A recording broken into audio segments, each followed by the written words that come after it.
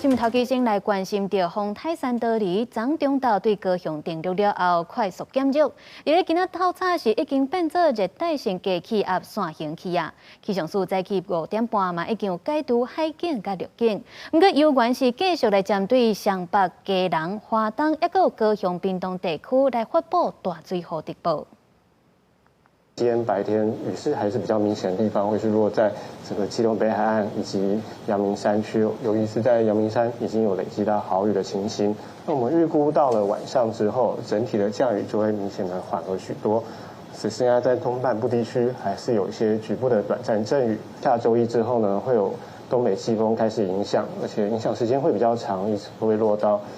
到国庆假日的一个时候，基隆在昨天的日雨量是408毫米，这是创了一个新的纪录啊！累积雨量最多的就是受到它降雨影响最大的台东，我们有量测到1713.5毫米的总累积雨量啊，所观测到的最大阵风，包括最大的是高雄的汕尾跟仁武都曾经观测到15级的强阵风，这是非常可怕。